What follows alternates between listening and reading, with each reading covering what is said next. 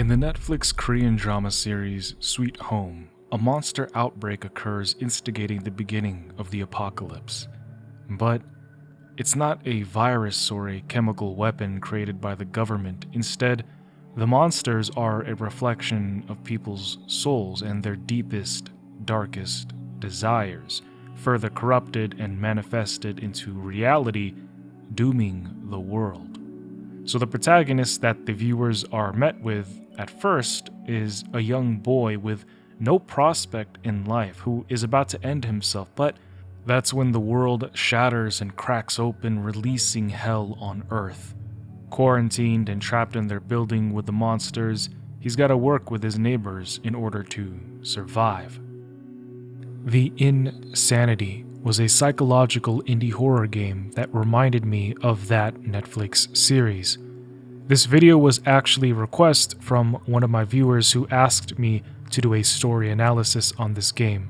If you're new here, I do story explained and psychological analysis videos for video games and video game characters. Sometimes I mix the two concepts together. If you find that compelling, like and subscribe for more. Spoilers and adult content ahead, and welcome to the Insanity. A man makes his way to a luxurious hotel named the Sanity Inn, but as he goes to check in, one of the first things we notice is that the people's faces here are blurred and distorted. So the game is going to explain to us why we see this later on. It's not just a video game gimmick, but it's grounded in something from real life. Another thing that I would like to highlight is that this guy is the same character model from another indie horror game called Fractured Mind, which also utilizes the blurred faces effect we see here. Telling the hotel manager, who doesn't welcome us, that we want to rent a room, he tells us to wait, and while we do so, we eavesdrop on the flirting couple next to us, and our character is actually incapable of distinguishing if the woman's flirting or being sarcastic, which to me is naturally an indicator of somebody with autism. However, the train of thought is derailed when we realize that they're not actually a couple. They're both married to other people, and they're just being unfaithful, with the man talking about how her husband is leaving her, and this is going to be relevant pretty soon here. However, their conversation shifts to something a little more alarming. He talks about how the whole town is having nightmares, and that's when she points out that he's got a nosebleed.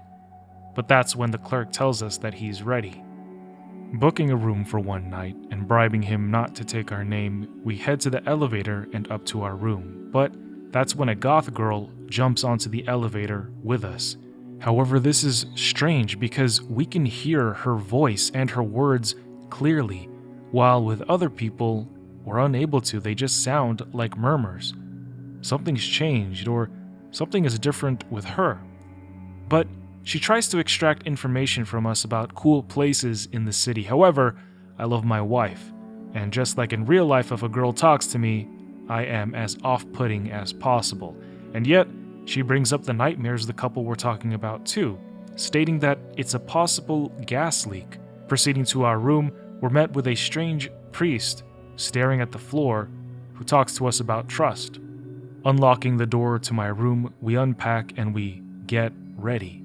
Inspecting a razor that we bought on the way over here, we denote that it's sharp enough and it quote-unquote will do. Taking a look at our backpack shows us that we have so very little possessions currently, as it all fits in one bag. Placing a photo on the nightstand, we can see this woman's face clearly. This is somebody of importance to our character. On the radio, the CDC informs us about a quarantine due to a citywide gas leak, but suddenly,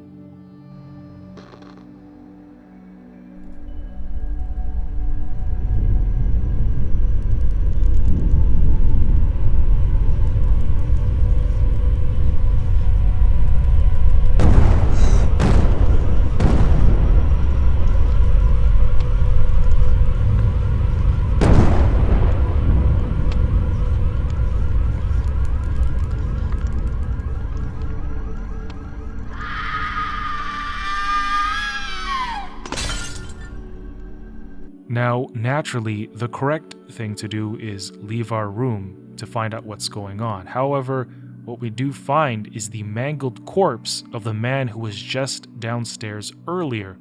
But where's the woman? Where did she go? However, that's not an urgent matter right now because we receive a phone call from a mysterious stranger who tells us to go back to our room and lock it up. And when we do, we see that there was something behind us peeking around the corner. Waking up on the bathroom floor next to the razor, we go out and check the radio for an update. The situation isn't getting any better, with reports of hundreds of mentally unstable and physically deformed individuals wreaking havoc across the city. Declaring a state of emergency and calling this phenomena a disease when yesterday it was called a gas leak, we're forced to stay inside longer. But for how much longer is this going to last? How long can I hold out? Either way, we checked in to a now haunted hotel and now we can't check out. A pamphlet for an orphanage is on the wall. Calling it, the curator recognizes us and congratulates us on our 18th birthday. We ask if we can return to the shelter, but we are immediately denied and told that we are fully capable and our condition isn't that serious. Next, calling security, a man who refers to himself as the Watcher answers. He tells us that a white lady had gruesomely killed several men on our floor, so we need to watch out. But seeing as no help is on the way, we have to head out and find supplies to hunker down. In the hotel halls, a man tries to beckon us over. However, I ignore him, remembering what the priest told me. After scrounging around for more supplies, curiosity does get the better of me and I actually go back to the old man. However, he only asks for a medkit, which I do have, but I'm going to keep for myself. So, entering one more disheveled room, we find more food. But when we leave that room, the Pixel Padre is there with some iron in his hand, finger on the trigger, ready to pump some lead into me. He asks me a series of questions to ascertain if I'm infected or not, but he doesn't like my answers and he doesn't trust me. Unconvinced, his wrath filled up and he blows my brains out. But in my next life, I answer all of his questions to his liking and he lets me go back to my room.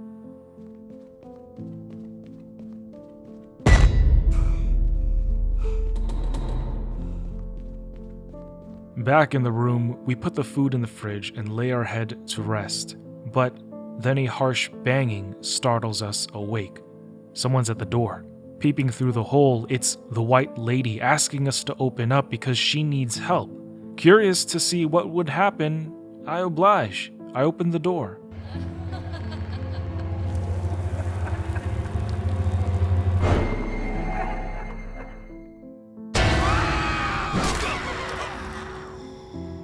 I couldn't help but notice that this is actually the same witch from another game called Demonologist.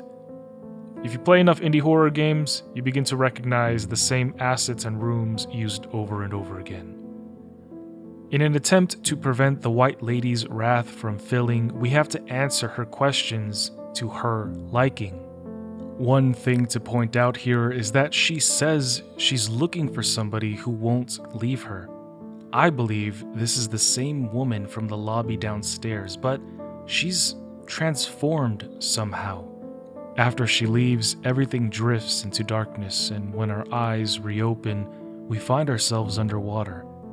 But we're not drowning. Instead, it's dreamlike. So with that, we walk forward to see life under the sea. Following the path, the world turns red, and a door appears before us. Opening it, we see the silhouetted figure of a woman in a bathroom. She just stands there, and the world turns black. With our consciousness returned, we find ourselves on the bathroom floor once more. Hearing pleas for help, we check the vents and discover the girl from the elevator is in need of rescue, as there is some blind demon outside her door. Heading upstairs, past the bodies surrounding a red dress, the White Lady brings us to a hard stop. Avoiding her wrath, we appease her, agreeing to a dinner date at the hotel restaurant later. But then she asks us, what color is her favorite. I don't even know this woman, but there is a red dress surrounded by the bloody bodies next to us, so that suggests the color red. Luckily, we're right and almost out of her hair. However, she immediately changes and then towers over us as she thinks we're about to run away. So, I tell her that I'm heading down to make those dinner reservations, which she buys. Once upstairs, we find the demon who is using sound to locate its prey. However, luring it into a nearby room and locking it inside enables us to save the girl. In her room, she tells us to quickly gather whatever we think is necessary before leaving. We grab food, a pamphlet for some religious cult, neglect taking her clothes off the bed because we don't simp here and I love my wife, and then she tells us to grab a bag she hid under the chair. I don't know why she didn't prep all this beforehand, but I digress. In tandem, we sneak through the bloody halls, holding our breath and escaping the monster. Back in my hotel room, she settles in, but I obviously have questions like, what's with the cult? The church brochure, and what's with the package? She says she used to go to that church and had bad memories there, and the package, well, she's even more secretive with that answer, and I never actually find out what's in the package, so if you know what's in the package, please let me know.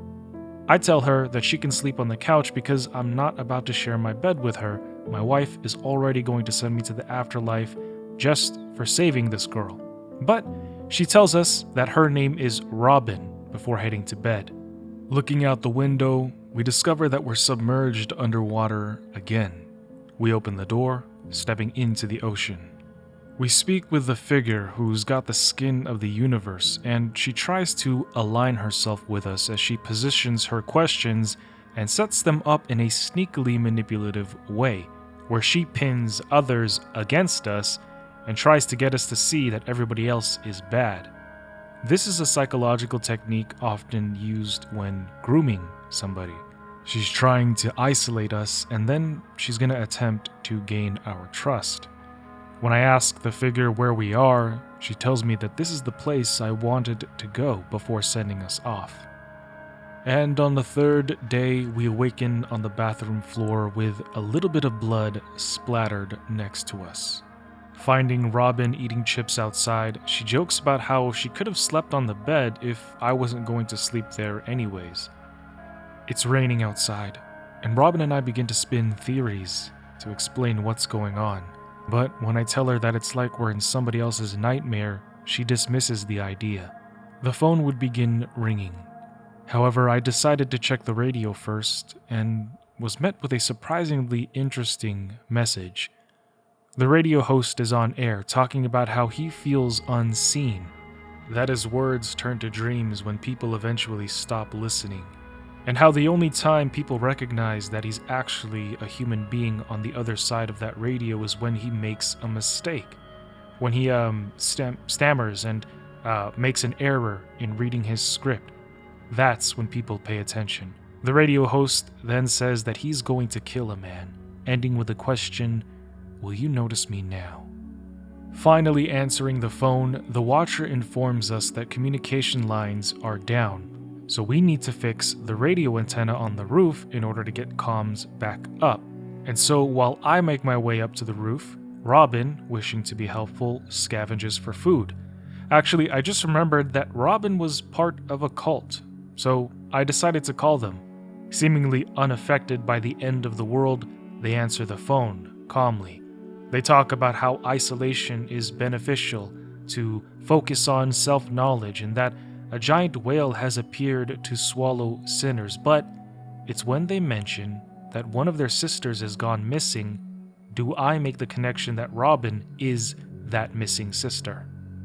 Heading out, we see the glimpse of a giant tentacle monster floating past a window before coming to the restaurant where the white lady is on stage performing for the audience of corpses. After having that dinner date where she talked about her ex, I hop up top to the rooftop. The bloodied skies tell of an apocalypse, but on a table, We find a brochure talking about how aliens are already on Earth, insinuating that they use mind control and also turn them into abominations by way of putting mutagens in our water supply. Walking up to the antenna, the Watcher, who was a comms officer in the army, instructs us on how to recalibrate the tower so that we can send out an emergency distress signal. After 3 dreadful puzzles, I hate puzzles, the signal bursts out and we can return to our hotel room. It's just that when we do,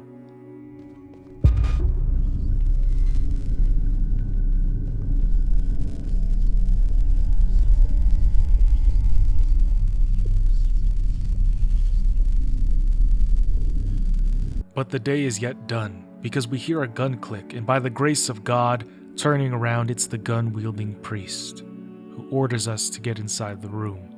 If we don't comply, he shoots us. This is the room of the old man who wanted the medkit. Now, he says he's sick, but the priest thinks that he's infected, and after learning that he abandoned his family, I just tell the priest that he's infected, and as a consequence, he fires into the wardrobe, killing the man. When I tell Robin about the priest, she freaks out, asking us to identify what he looks like. I find it alarming that she finds this alarming. I think she knows who the priest is. Later, she would disrupt our sleep and wake us up in order to do graffiti on the hotel walls. She wants to brighten things up, but when she insists that we spray paint something, we, for some reason, put out some creepy and cryptic symbols. During the conversation, she funnily mentions, "You're silent for long periods, glancing away like you're going through possible answers." This seems like a mini fourth wall break, but the game explains that our character has agnosia, making it difficult for him to distinguish faces or voices. Now, agnosia is a real and rare pathophysiological disorder where someone is unable to recognize or identify objects, people, or sounds using their senses, even though their senses are working normally. This happens because certain areas of the brain which process sensory information are damaged. This damage can result from things like strokes, head injuries, or diseases that affect the brain. The 3 main types of agnosia, depending on which sense is affected, are visual, related to sight, auditory, related to hearing, and tactile agnosia, related to touch. For example, somebody with visual agnosia can't recognize objects by looking at them, even though they can still clearly see them. They might be able to figure out what the object is by touching or hearing it, but in auditory agnosia, a person may not recognize sounds, including speech or intonations and tones, even though their hearing is normal. Tactile agnosia means that the person can't identify objects by touch alone, even if their sense of touch is fine. Each type of agnosia is linked to damage in specific parts of the brain that handle that sense. For instance, visual agnosia is often caused by damage to the area of the brain that processes vision, like the occipital or parietal lobes. But Robin isn't bothered by this, and now she's got a better understanding as to why we seem so distant. With that, we head back to the room and rest. When we fall asleep, though, this time we find ourselves in a confession room where the voice is interrogating us, and when we leave the room and step into the ocean, the voice thanks us for opening up to her, as she's now closer, with almost no barriers for her to break down. Waking in sweat again, Robin is watching us sleep. She tells us that the water stopped working, and when we ask the Watcher what happened, he tells us that the emergency pump is broken, and so I need to go down and fix it. But for some reason, the Watcher has been refusing to do any of this himself, and soon we'll find out why. What is he hiding? After grabbing the key from the Watcher, unlocking the door, and steadily making our way through the bloody locker rooms, we end up in the swimming pool area. Walking by the literal pool of blood, we begin finding numbers on colored pipes that will obviously be needed for our next puzzle. In one room, we see somebody who has a high level of admiration for fit bodies, as we see posters with people who have abs you could grind cheese with, and pills scattered on the desk. After figuring out the last set of numbers we need and finishing the puzzle, we turn around, but find Robin running from something. Oh, shit! Help!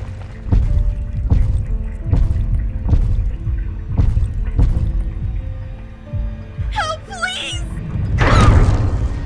Hey! Well, I guess we found out who was obsessed with muscles.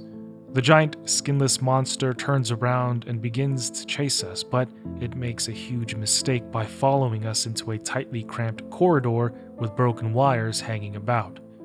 After using a thunder shock that would make Pikachu proud, we blow his mind, but unfortunately this short circuit cut power to the hotel. So now we need to see a man about a generator. Robin would comment about having no water or light reminds her of being home again. The Watcher tells us that he needs to check his manuals in order to find out how to fix the generator, so for now, we secure ourselves in the room. Down below, under the dream of an ocean again, with the curiosities of another blood ocean below us and a giant faucet nearby, I notice the shadow on the floor that the voice casts. It looks like tentacles, further solidifying that she isn't what she appears to be. We speak with the voice again, who continues to paint others as problems more than solutions, but she furthers that if we continue to help them, they're going to betray us, leaving us broken and alone, reminding us of what happened in the past, yet highlighting that we came to the hotel for a reason. But what was that reason exactly? Trying to remind us of that reason, she orders us to open the valve, and when I do, a deluge of blood pours out until we find ourselves surrounded and choking on crimson red. Waking up, coughing and spitting, the world outside has been draped in a ruby shade, but Robin is showering, and she calls us over, asking us to come inside. I opened the door, stepping to the side in order to not potentially see her indecent, but the dialogue wouldn't start. So I tried walking in backwards. However, the game would automatically turn me around and force me to have to see her showering. My wife watches my videos, so hopefully she won't make me sleep in the shower tonight. Robin delights at the water being back on, and then, God, she asks me to pass her the soap. She talks about how her life sucked back then. I avert my eyes to the floor, but then her clothes are there. And then she asks me, Do you want to take a shower? You know, it's a great stress reliever. If I were you, I would jump in right now. Well, it's your choice. Moving on, the Watcher calls and tells us to head to the garage to repair the generator. But on the way down, the White Lady catches us and tells us to come in, and that we can't leave. So stepping into the room with the mangled corpse now covered, she lets me know that she saw us with Robin. But then she starts spiraling back into her memories, remembering what actually happened. That she came to this hotel, with another man. That her husband was leaving her. However, when she asks me if she killed him, I told her no. Then she begins talking about the voice, but she refers to her as the shadow, stating that she pretended to be her husband and was manipulating her. The White Lady knows that the voice speaks to me as well, telling us that the voice gives people what they're looking for and that it's going to become a part of us. She tells us to leave, that we're not going to see her again. But upon leaving, the hallucinations start to worsen as we struggle to differentiate the real world from visions. But moving forward, we get the key from the Watcher and then head down to the garage. Finding the generator room, the Watcher would call and warn us about the Crawler, the blind demon. He says that it's down here with me, and when I ask him, why don't we take one of these cars and leave, he tells me that a lot of people tried on the first day, but to no avail, and that the world outside is even worse than the one in here. But taking the empty canister, siphoning gas from the cars, while avoiding the sound demon, we fill up the emergency generator, and yet, when we turn it, the demon would burst through.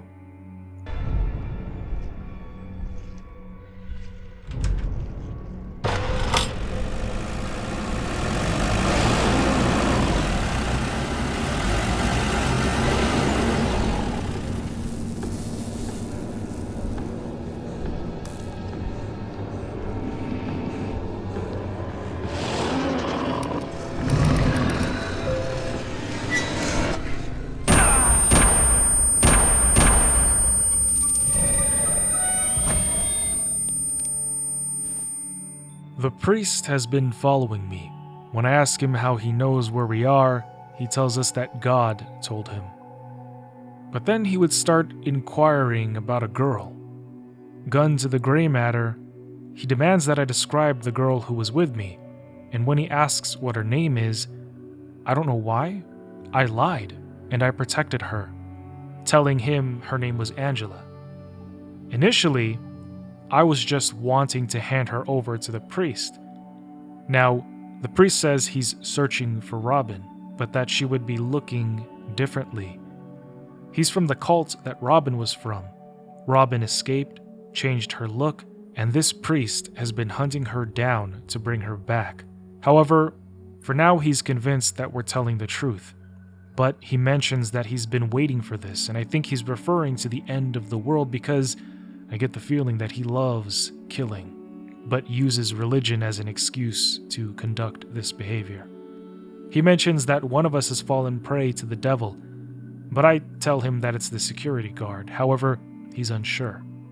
Yet he is sure that he's talking with God, stating that he hears his voice, but I think it's the same voice that I've been talking to disguised as God talking with the priest, giving him what he wants as the white lady previously suggested. Glitching to the rooftop, we see Robin off in the distance. She tells us that she tried to fix the antenna but couldn't, so after I fixed it, she led us over to a picnic she set up. She goes on about how she ran away from her cult community, that the preacher is hunting her and probably loves that hell came to earth, but what I wish I asked her is if she stole anything.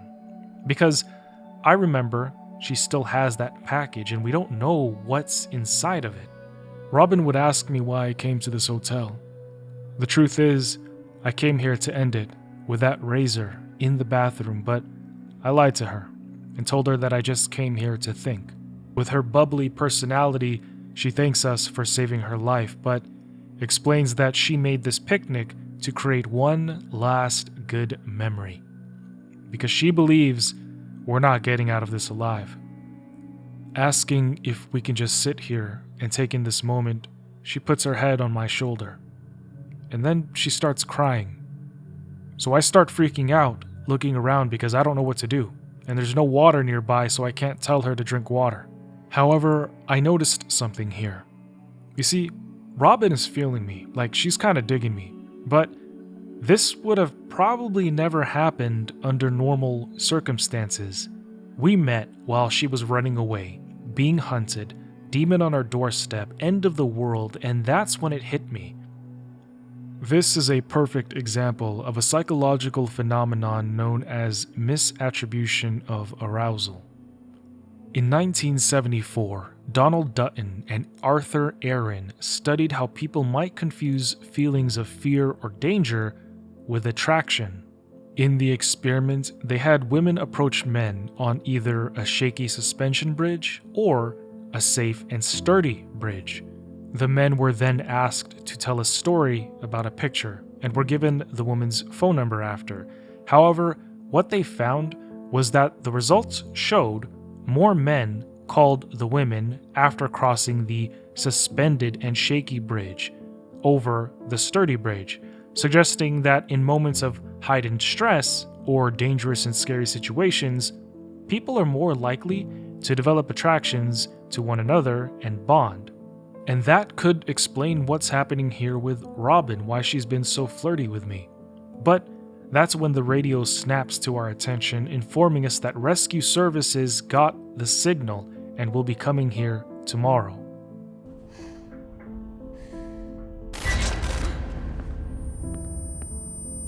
Are you okay? Your nose is bleeding. Noticing blood dripping from my nose, everything fades to black, sending us into the blood ocean of our hallucinations. The voice awaits me, but Are you alright? Can you hear me? Are you okay? confused and uncertain of what's going on, the only explanation is that something is calling to me, and Robin comes to the conclusion that I'm infected. Worried, I tell her to stay quiet and not tell anybody, and she plays with the idea that I might actually turn out to be okay. Then the Watcher calls and reveals to us that the reason he hasn't been able to do any of the repairs himself is because he's confined to a wheelchair. He needs help getting to the roof, but he also knows by watching me through the security cameras that I am infected. However, because I've been fighting it longer than anybody else, he was hopeful too that I would be different. Robin, eavesdropping on the call again, tells me to go get him while she packs up, but when I get to the Watcher, it appears that the priest got to him first. I don't know how, but the priest has been eavesdropping on our conversations as well, which would actually explain how he always knew where I was. But that's when we see the priest has captured Robin and is taking her to the roof. So we head to the elevator to save her. But on the ride, the voice appears before us with the same old spiel about how she's the only one who's on my side, but I banish all that to the side, and I stand before the man of God who would dare try to hurt Robin Kuhn. He rambles about the usual God stuff, the package that Robin stole, which turns out she stole it from him, who basically stole from her family, but then I flip the script and question him. How do you know you're talking to God? He tells you everything you want to hear. Is that not the work of the devil? Didn't you say yourself not to trust anyone? With this conundrum, the priest would then paint the floor red, and I black out into a graveyard of an ocean. Pressing forward and past the eyes that watch, stepping down the halls of the insanity, and into my room, it's time to converse with whatever this entity is. Alien, parasite, old eldritch god, I don't know. But she tells me that she is somewhere very far away, so maybe alien? She explains that it took her a while to gather enough information on me to break down my walls, that some people just let her in, and how she wants to bring a piece of her home to Earth. But that's when the roof goes missing, and towering above me are 3 giant versions of monsters we've encountered. With a little more light, noticing the shadows of her tentacles again, she explains that she only brings love. However, her friends, the monsters, are there to stop those who would prevent her from spreading her love. More walls disappear. She says she wants to give me happiness. Tentacles appear above us. She says she wants to save 8 billion souls, giving them what they want, even if it means they're going to become monsters with new worlds in their minds, giving them abilities. Abilities to charm, like Robin, to become part of somebody's life, like the White Lady, invincible like the Muscle Monster, or to punish like the priest. The voice states that my agnosia disorder and trauma made it difficult for her to reach me, but that's why she is so obsessed. Because if she could conquer me, if she could integrate with me, she could then learn to take over anybody else. She furthers that everybody views the world differently, that she just makes it real for them, which could explain why it feels like the world became somebody else's nightmare. Regardless, I deny her. However, she still insists on showing me a memory. Hearing hums of Hush Little Baby, I see drawings on the walls that tell my story. As a boy, my mom and I were happy, but she became distraught upon learning that I couldn't see or recognize faces, and we would actually lose our home because the medical bills were so expensive.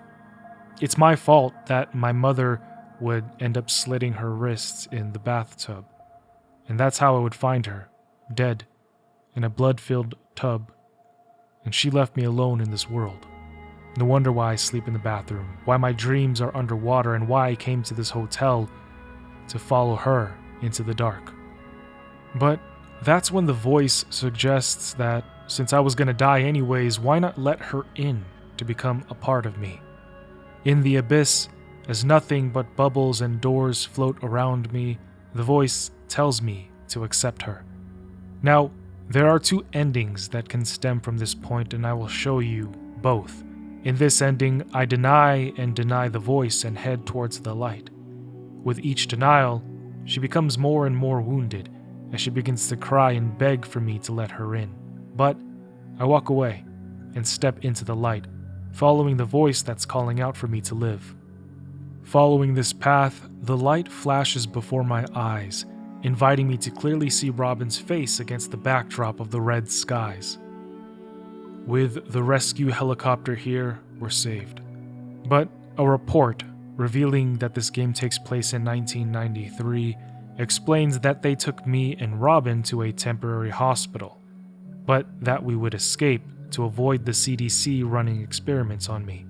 With outbreaks breaking out all over the world, only 15% of the human population would survive, with no signs of anything slowing down. However, in the alternate ending, I accept the voice, fusing with her, and killing Robin.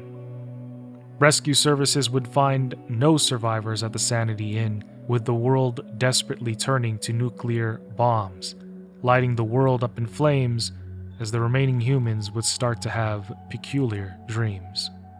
YouTube thinks that you're going to like this video next. Click it, let me know if they're right. Thank you for watching.